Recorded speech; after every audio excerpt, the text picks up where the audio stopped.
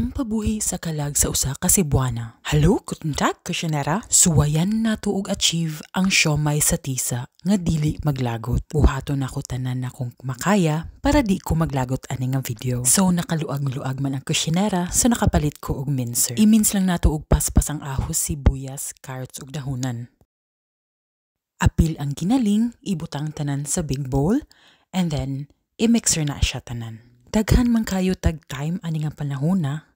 So muna naghinay-hinay. Pero naglagot ko kay nganong hinay kayo atong paspasan, no? Makalagot yung kay ni mga yaya. Asinan na dayon nato.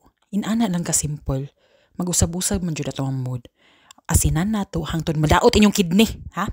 Hangtod madaot inyong kidney. Pati ang pepper. Ay, butang na tanan dira. Butangin na sad na siya og patis. Sa Bisaya, patis. Patis. Kay Bisaya ta, patis. Oyster sauce dayon. Unya, sesame oil, and then Worcestershire sauce. Kana, lagot ko ani nga term, Worcestershire. Kamo bahala na pagbasa, kamao naman mo. Unya human, asukar dayon kay para wala lang para maguba jud mo ang kidney, inana lang kasayon. And then itlog, isa ka buok. Mao na kailangan jud ta magkalma mga kusinera. Kay nalimtan na nato ang shrimp.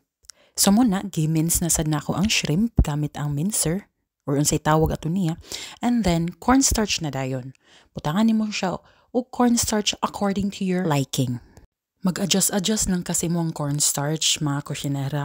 Or hangtod kanus mahubo imuhang gloves dira. Kung mahubo na gay na imuhang gloves, maon na sakto. Ha? Kung inani na, magluag-luag na siya. Maon na siya sakto. Or kanang murag, di ba? Kanang murag, Di na ta magdugay ato na ta sa bida ani nga recipe, no? Ang chili garlic oil. Pero di maguul kay dili ka mag-almoranas ani ilahang kahang diri. Sugdan nato sa usa ka galon nga oil, chili garlic oil gani, so umbida jud ang oil ani, no. So kumubukal na dayon na ang garlic, ibutang ang hipon, and then kumubukal na pod gani ibutang ang sili. Inana ra ka simple. Ayaw kog palaguta kay na. And then patis, oyster sauce, sesame oil, and sugar. Ug timplahan po na ninyo, ha, dili mo maghuwat sa asin ug paminta dira. Kamaon naman mo timpla. Ititimplahan ninyo.